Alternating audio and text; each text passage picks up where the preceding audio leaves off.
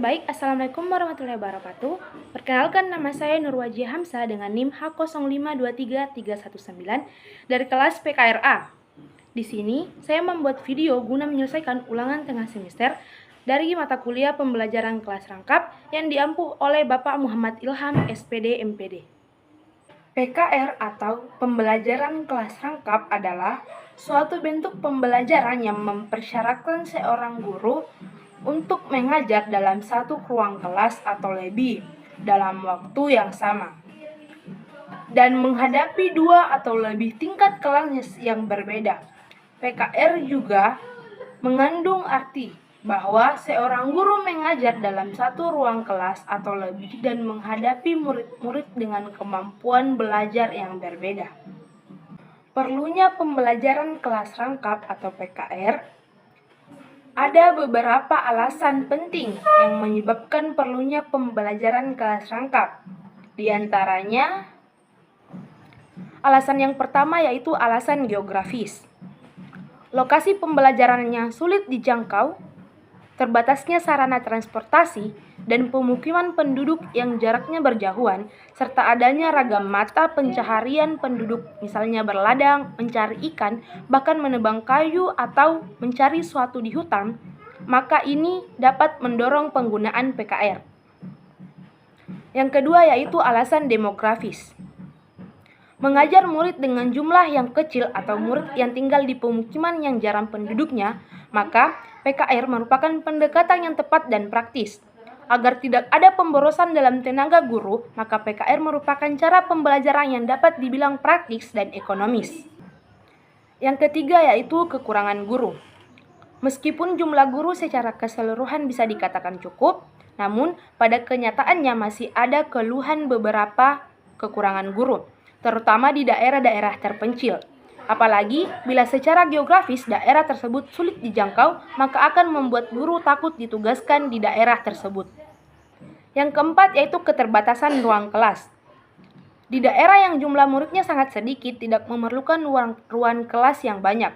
Tetapi di kelas lain meskipun sudah mempunyai ruang kelas sesuai dengan jumlah tingkatan kelas, masih belum cukup karena jumlah rombongan belajar lebih besar. Yang terakhir yaitu kehadiran guru. Ketidakhadiran guru bukan saja dialami oleh sekolah di daerah terpencil. Di kota besar pun juga mengalaminya. Saat di Jakarta, musibah banjir cepat menghambat kehadiran guru untuk melaksanakan tugasnya sebagai seorang guru. Materi selanjutnya yaitu tujuan, fungsi, dan manfaat PKR. Deklarasi Education of All atau pendidikan untuk semua orang telah dicetuskan oleh para ahli pendidikan, tokoh masyarakat, politisi, dan pemerintah tahun 1990. Pada saat itu pemerintah telah mencanangkan wajib belajar 9 tahun. Setiap anak Indonesia meskipun berada di daerah yang sulit atau kecil dan terpencil harus menyelesaikan pendidikan di SD dan kemudian melanjutkannya ke jenjang SMP. Dengan demikian, tujuan, fungsi, dan manfaat PKR dapat kita kaji dari aspek berikut. Yang pertama yaitu quantity dan quantity. Dengan mengoptimalkan sumber daya yang ada, PKR memungkinkan kita untuk memenuhi asas quantity, yaitu jumlah, dan equity, yaitu pemerataan.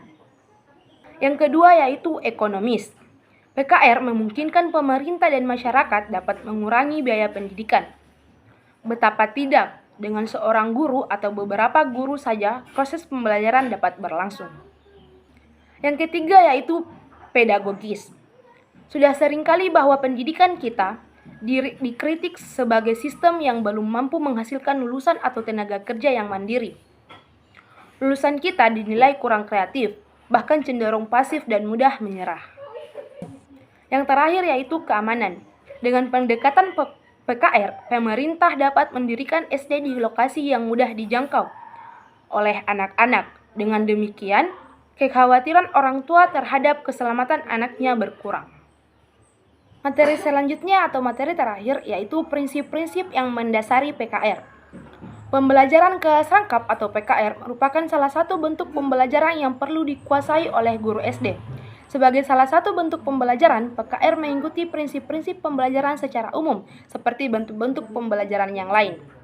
Pembelajaran mengandung makna yang berbeda dari kegiatan belajar mengajar. Pada kegiatan belajar mengajar, mengandung makna ada guru yang memungkinkan terjadinya belajar.